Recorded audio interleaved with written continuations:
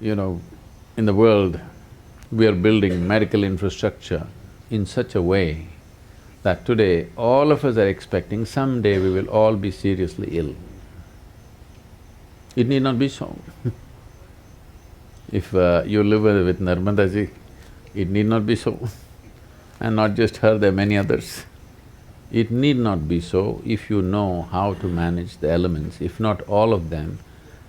It's very easy to bring water and air into your control. These are two elements which are easily accessible. If you do this combination well and little conscious about what you consume, you will never go to the doctor. There was a time, for the whole town there used to be one doctor and it was enough. Today every street has 5 doctors and it's not enough. This shows how we're living. When we forget how to live, when we do not respect what makes our life, the earth that we walk upon, air that we breathe, water that we drink, the very sky that holds us in place, when we have no respect and reverence for that, how they behave within us is very different. Today there is substantial scientific evidence to show that water has tremendous memory. If you just generate a thought looking at the water, the molecular structure of the water will change. Just a look, the molecular structure of the water will change. If you touch it, it will change. How you touch it is very important.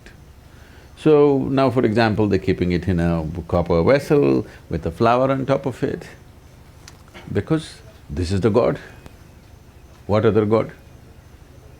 If you don't drink water for one day, this is the only God, no other God, isn't it? So, how you treat the water, the memory remains for a long period. So before we consume it or before it touches our body, how we treat the water changes the quality of everything in our system. This is a science we have always known, but today modern science has done enormous amount of experimentation on this. Now they're saying water is a liquid computer.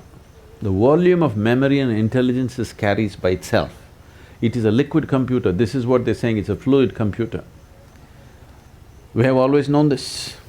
What is called as tirth, why for one drop of water people go and stand in a temple, is because it has the memory of the divine. You want to take that into your system. If the deity is powerful and the water has touched the deity, it has the memory of the divine, you want that to enter your system. But being in a pure space like this, it's a blessing. If… there are certain ways with which you can be in the water. If one does that, every ailment, all chronic ailments will go. There are infectious diseases and chronic ailments. Infectious diseases are an invasion from outside. Other organisms are entering our body and troubling us. For this you need a doctor. You need warfare, you have to bomb them out. Chemical warfare is normally what we're doing. But over 70% of human ailments are self-help. We manufacture that within our system. This is simply because fundamentally, the way we are treating the elements within ourselves and around ourselves. The so-called modern life has absolutely no reverence to the substances which make our life. The life-making material is being treated badly and we're expecting it'll behave well within us and it will not. So being here at Narmada, it's time we bring back this culture because it's gone a full circle. Now modern science is insisting that water, the way you treat it is the way it's going to behave within you. And we must learn to treat it well. If we want to be healthy, if we want to be well, if we want to be successful, if we want to be prosperous, for all these things it's important the elements within you cooperate. If they don't cooperate, nothing will work.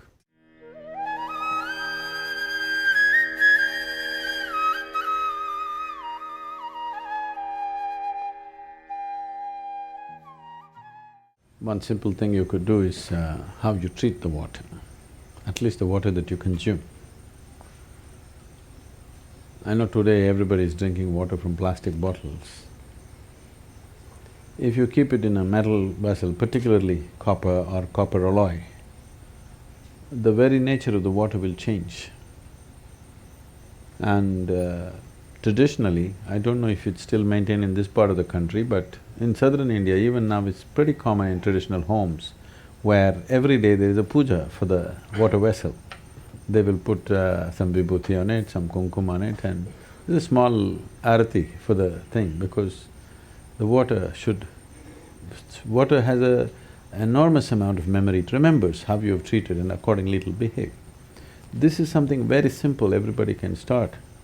And as a part of this, in Tamil Nadu, we've been encouraging people to use copper vessels, pure copper vessels, because copper is such a… it's the best conducting metal and it energizes the water. Energizing, if you check the if you check the chemical composition, it'll not change. That is the beauty of it. It's only the molecular structure of the water that will change. You might have experienced this. Suppose you ever… is there a waterfall in Narmada anywhere? There's a waterfall. If the water is falling like, let's say, over 20-25 feet, and just after the waterfall, if you just touch the water, you will find water is silky for touch. Have you noticed this? Because water implodes within itself and the molecular structure changes. The way it feels is different. Today, they have created what is called as water imploding machines.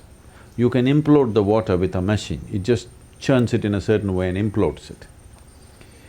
It has been found that if you use water imploding machines, with 10% of the water, you can grow the plants the same way as you're growing. The water consumption will come down. With 10% of water, the plants will yield the same, because the imploded water becomes silky and its ability to become a part of the plant system or tree is much, much better.